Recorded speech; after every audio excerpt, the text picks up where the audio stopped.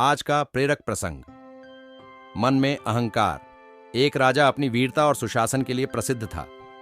एक बार वो अपने गुरु के साथ भ्रमण कर रहा था। राज्य की समृद्धि और खुशहाली देखकर उसके भीतर घमंड के भाव आने लगे और वो मन ही मन सोचने लगे, सचमुच मैं एक महान राजा हूं। मैं कितने अच्छे से अपने प्रजा देखभाल करता हूं। गुरु सर्वज्ञानी थे। वे तुरंत ही अपने शिष्य के भावों को समझ गए और तत्काल उसे सुधारने का निर्णय लिया। रास्ते में ही एक बड्ढा सा पत्थर पड़ा था।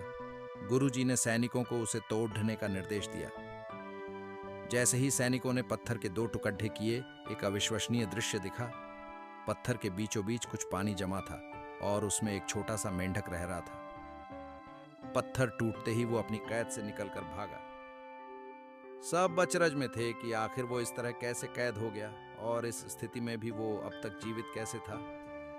अब गुरुजी राजा की तरफ पलटे और पूछा, अगर आप ऐसा सोचते हैं कि आप इस राज्य में हर किसी का ध्यान रख रहे हैं, सबको पाल पोष रहे हैं, तो बताइए पत्थरों के बीच फंसे उस मेंढक का ध्यान कौन रख रहा था? बताइए कौन है इस मेंढक का रखवाला? राजा को अपनी गलती का एहसास हो चुका था। उसने अपने अभिमान पर पछतावा होने लगा। गुरु की कृपा से वे जान चुका था कि वो ईश्वर ही है जिसने हर एक जीव को बनाया है और वही है जो सबका ध्यान रखता है। शिक्षा। मित्रों, कई बार अच्छा काम करने पर मिलने वाले यश और प्रसिद्धि से लोगों के मन में अहंकार घर कर जाता है और अंततः यही उनके अपयश और दुर्गति का कारण बनता है।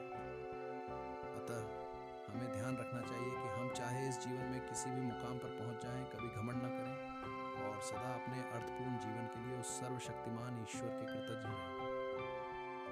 हम आपको हर वीडियो में यह बताते हैं, सदैव प्रसन्न रहिए।